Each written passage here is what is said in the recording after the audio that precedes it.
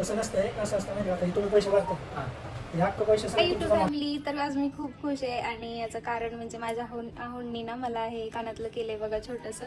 आणि खरं तर आम्ही नोज पिन करायची होती. माझी नोज पिन ना स्क्रूवाली होती आणि त्याचे खडे सारखे पडत होते. खडे तरी पडायचे नाही तर स्क्रू तरी तुटायचा. पण यावेळेस ना स्क्रू पण तुटला, कांडी पण तुटली आणि खडा पण पडून गेला.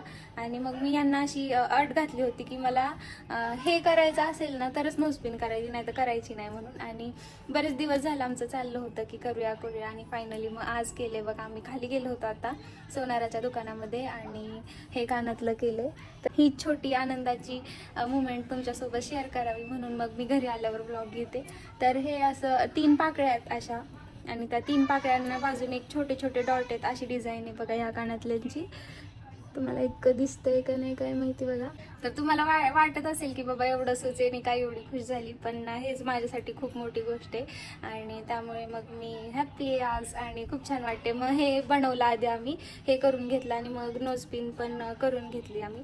आणि हे जे कानातले बनवलेत ना हे 2 वरचे, ते मी ना तारेचे करून घेतलेत कारण नोज पिन माझ्या वर्षातून 2-3 तरी हरवून गेले स्क्रूवाल्या. मग मी म्हणले नोज पिनच हरवते तर हे तर केसामध्ये अडकून सारखं लूज पण होईल स्क्रू त्याचा आणि मग नकोच म्हणून मग तारेच्या बनवून घेतल्यात. म्हणजे एकदा ते तार पॅक केली की टेन्शनच नको म्हणलं. स्क्रू आलाय मग अशी स्कूलमधून आणि आता बघा लॅपटॉप बघत बसलाय. काय चाललंय काय चाललंय? सकाळी बघा मी आरूचं कानातलं काढून ठेवलं आणि आता मला ह्यांनी करून आणलं है ना बाळा. तर हा पण म्हणत होता मला काहीच नाही घेतलं, मला काहीच नाही घेतलं है ना बाळा. बाळा स्क्रीनवर चालत होत का गाडी, कशी नाही करायचं. आणि त्याच्या मिस बोलल्या की बाळा तुझं कानातलं घालून एवढं गोरं झालंय, बघू इकडं बघ, इथं बघ स्क्रीनकडे बघ. असं बघ, हा इथं असं क्रॉस ट्रायंगल मध्ये ना तुझं स्किन गोरी झाली. कधीपासून कानातलं घालत होतास ना म्हणून. आणि नेमकं आज मी काढून ठेवले. अजून एक गोष्ट सांगायची. आज आरूला स्कूलमध्ये सोडायला गेले होते ना तेव्हा त्याच्या मिस त्याचं इतकं कौतुक करत होत्या ना की खूप गुड बॉय सारखा वागतो, कोणाला मारत नाही, कोणाची खोड नाही काढत. आणि त्या दिवशी वाटतं मिसने त्यांच्या क्लासमध्ये त्यांना 9 आणि 10 असं क्लासवर्क करायला दिलेलं, पूर्ण पेज भरून जे काढतात ना 9 आणि 10 तसं.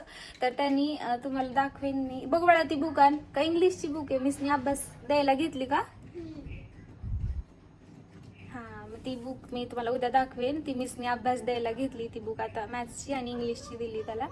तर ना इतकं त्याने हँडरायटिंग छान काढले, तर इतकं कौतुक करत होत्या ना, इतकं फास्ट रायटिंग करतो आणि त्याचं हँडरायटिंग पण इतकं छान आहे. ज्युनियर KGलाच आहे, पण तुम्हाला विश्वास म्हणजे माझ्या नजरेत तर त्याची हँडरायटिंग त्याच्या वयानुसार खूप छान आहे, खरंच खूप छान आहे. आणि मिसला पण आवडलं त्याच्या, तर खूप कौतुक चाललेलं त्याचं आणि मला पण इतकं छान वाटलं ना.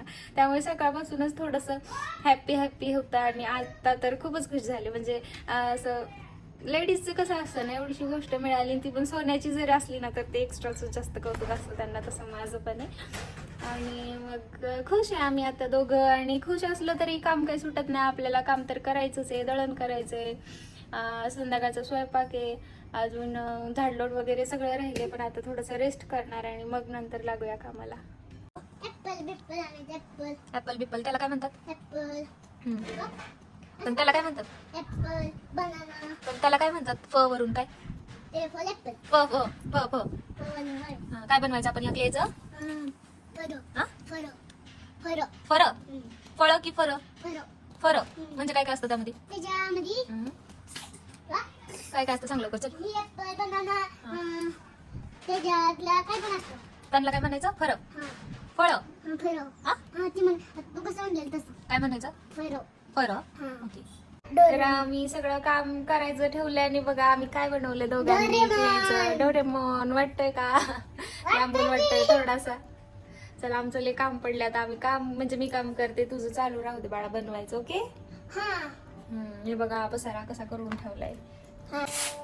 तर संध्याकाळच्या टाइमला मी शेडमधला आवरत होते, तर आर बोलला मम्मा मी वट्टा झाडून घेतो. आणि त्याने बघा सगळ्या वट्यावरचं पाला जो आहे तो साफ केला आणि करतो. त्याला कामाची खूप आवड आहे त्याला, म्हणजे घरातलं सुद्धा तो झाडू वगैरे मारतो, पसारा आवरतो, बेडवरची बेडशीट नीट करतो. आणि आता पण बघा तो मला हेल्प करतोय. काय म्हणला बबन दादाला? काय म्हणला तू? पावसाने वाटतं झाड लागलं सगळं. 2-3 दिवस मम्मीकडे गेले होते, त्यामुळे झाडांना काही पाणीच नव्हतं. त्यामुळे मग आज म्हणलं की झाडांना पण पाणी घालून द्यावं. आणि नंतर शेळ्या पण आल्या रानातून, मग त्यांना बांधलं आणि पाणी वगैरे दाखवून घेतलं.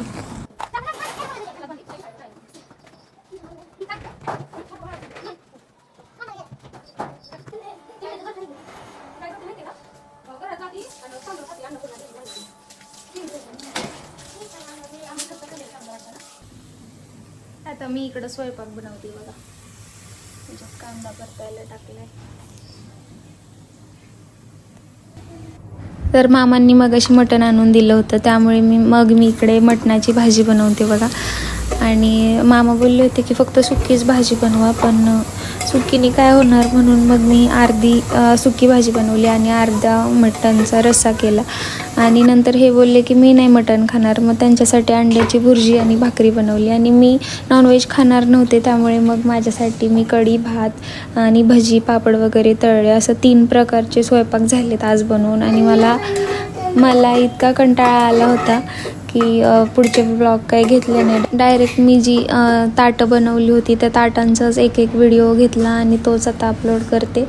तर मी स्वयंपाक करताना जास्त रिस्क नाही घेत, कारण माझ्याकडे स्टँड नाही. आणि एकदा माझ्या कॅमेऱ्याची ग्लास जी आहे ना, आपण ग्लास बसवतो कॅमेऱ्याला, ती ग्लास फुटली होती. त्यामुळे मी जास्त रिस्क न घेता आपलं थोडंसं मोजकंच स्वयंपाक करताना जे ते दाखवते. आणि जेव्हा ते स्टँड आणेल तेव्हा मी स्वयंपाकाचे पूर्ण व्हिडिओ तुम्हाला दाखवत जाईन. तर हा व्लॉग तुम्हाला कसा वाटला हे कमेंट करून नक्की सांगा. व्हिडिओ आवडला असेल तर व्हिडिओला लाईक, शेअर, सबस्क्राईब करायला विसरू नका. भेटूया पुढच्या व्लॉगमध्ये. तोपर्यंत बाय बाय.